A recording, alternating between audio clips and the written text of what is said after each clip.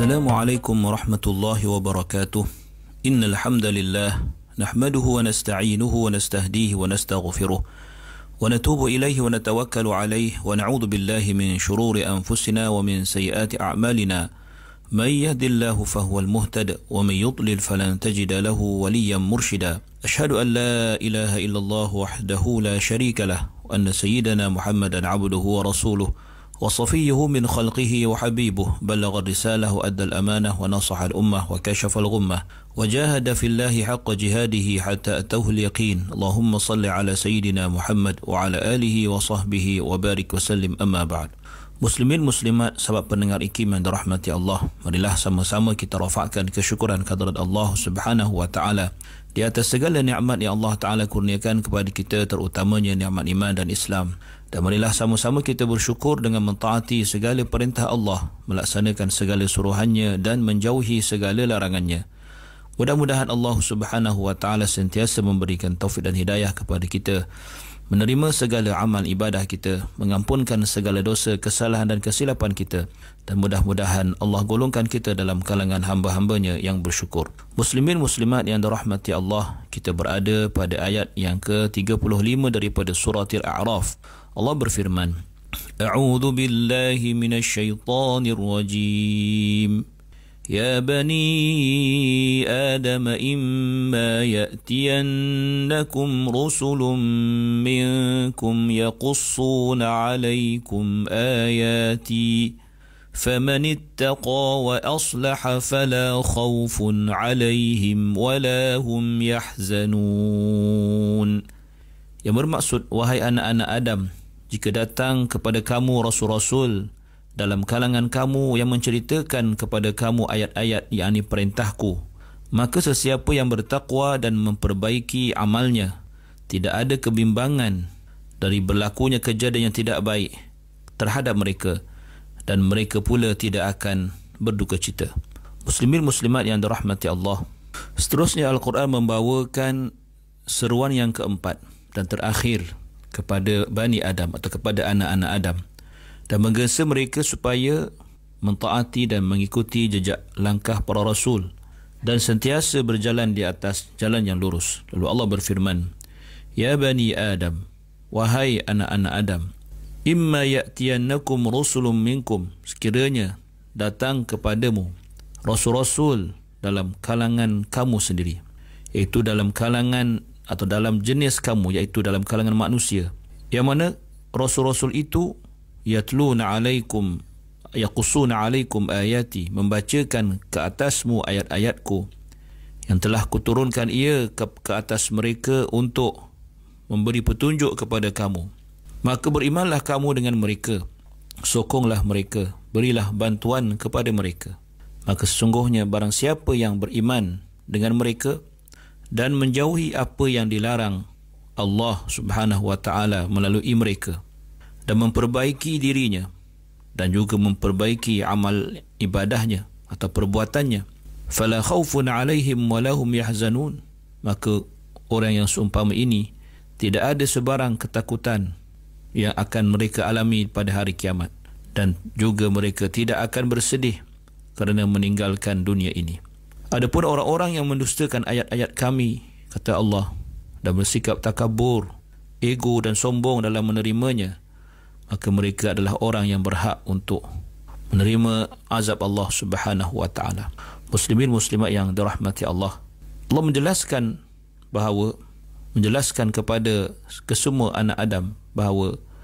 para utusan Allah, para rasul utusan Allah itu telah pun menyampaikan segala yang diamanahkan Allah Subhanahu wa taala kepada mereka, dan mereka telah melaksanakan tugasan mereka dalam menyampaikan risalah Allah Subhanahu wa taala. Maka menjadi tanggungjawab kepada manusia yang diutuskan para rasul itu kepada mereka untuk taat kepada para rasul tersebut yang membawa perintah Allah Subhanahu wa taala, dan seterusnya dengan ketaatan itu mereka akan beroleh keridaan Allah Subhanahu wa taala. Di dalam Al-Jamal, Hasyatul Jamal Al-Jalalain, dinyatakan bahawa kalimah rasul atau kalimah rusul di dalam ayat ini yang diterjemahkan sebagai para rasul dibawakan dalam kata jamak walaupun yang dikehendaki sebenarnya adalah seorang sahaja, iaitu merujuk kepada Nabi Muhammad sallallahu alaihi wasallam, dan dinyatakan dalam ayat ini dalam bentuk lafaz jamak kerana baginda sallallahu alaihi wasallam merupakan khatimul anbiya'i wal mursalin, penyudah kepada sekalian nabi dan rasul, dan menunjukkan bahawa baginda juga adalah utusan Allah kepada sekalian makhluk. Maka disebutkan ia dengan lafaz jamak atau dengan kata jamak sebagai bukti ataupun sebagai fungsi sebagai sesuatu yang memuliakan ataupun sebagai suatu keagungan kepada Nabi sallallahu alaihi wasallam. Maka dengan itu, maksud di sebalik kalimah atau frasa ya bani Adam, wahai anak Adam itu adalah merujuk kepada penduduk Makkah dan sekitarnya. Namun terdapat juga tafsir mengatakan bahawa kalimah rusul di situ juga membawa maksud atau merujuk kepada sekalian rasul yang diutuskan Allah Subhanahu wa taala.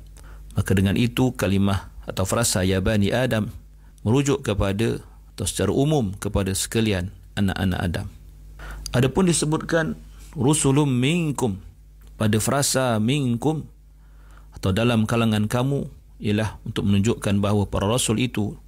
atau Rasulullah sallallahu alaihi wasallam itu adalah dalam kalangan manusia, dan mana seperti kamu wahai manusia dalam kalangan anak Adam atau anak cucu Adam. Kerana rasul itu atau utusan itu apabila dalam kalangan yang sama, iaitu rasul dalam kalangan manusia diutuskan kepada manusia, maka dengan itu ia akan menolak segala alasan jika mereka tidak ingin ataupun tidak mahu mengikut mentaati para rasul yang Allah utuskan, kerana rasul itu adalah dalam kalangan mereka sendiri dan merupakan suatu yang lebih kuat hujahnya ke atas mereka, kerana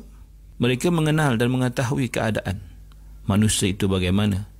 dan manusia juga atau umat manusia juga akan mengenal rasul yang diutuskan Allah itu, kerana rasul itu adalah manusia juga seperti mereka. Begitu juga apabila rasul tersebut membawakan kepada mereka sesuatu yang dilihat tidak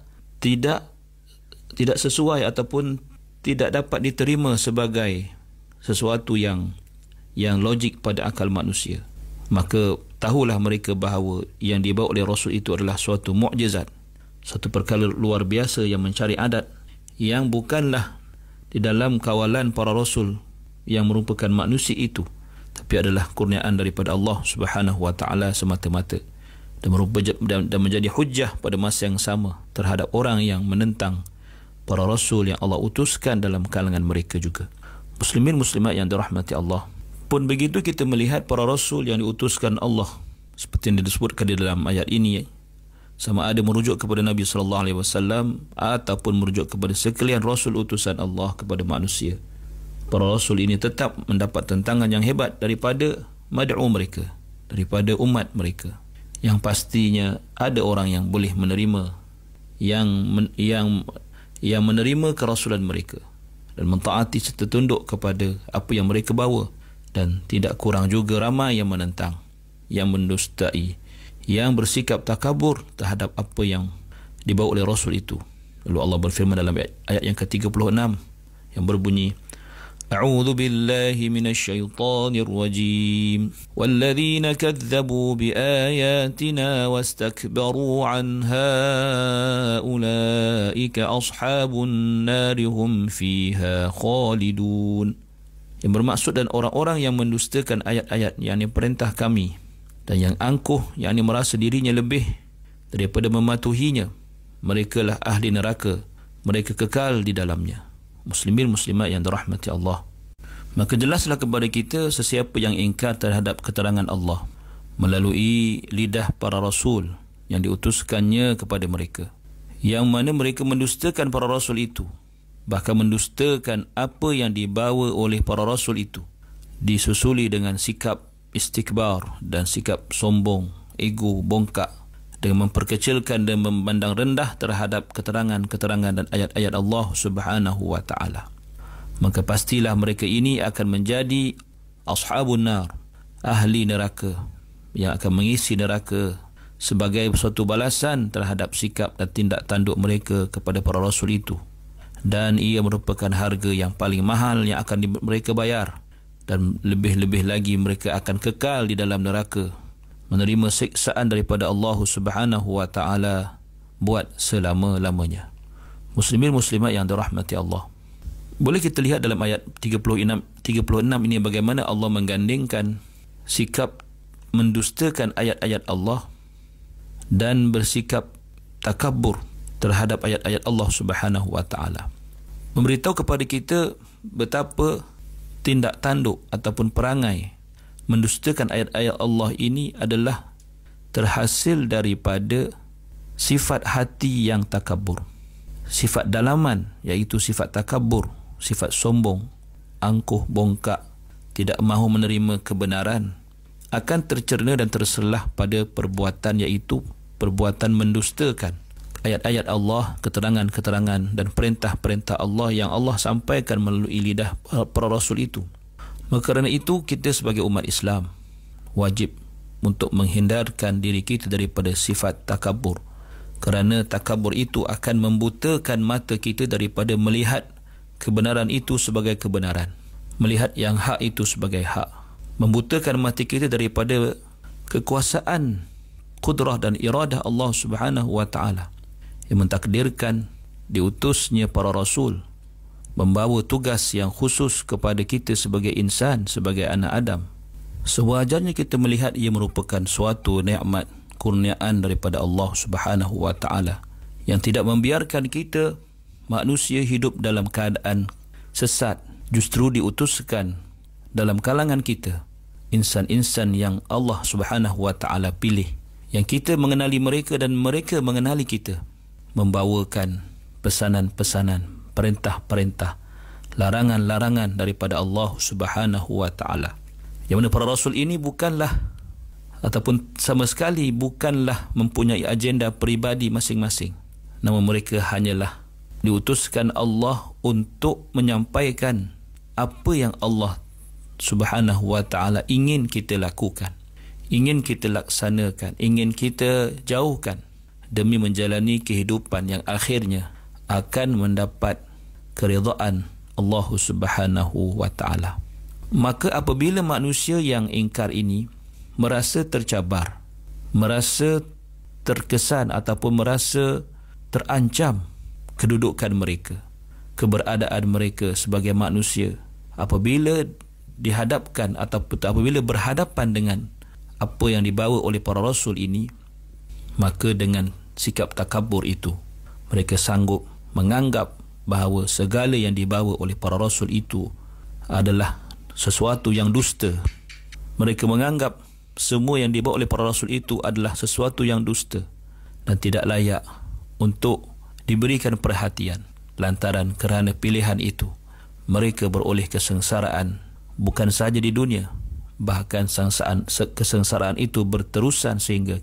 ke akhirat. Aqulu qawli hadha wa astaghfirullahal azim li wa lakum. Wassalamu alaikum warahmatullahi wabarakatuh.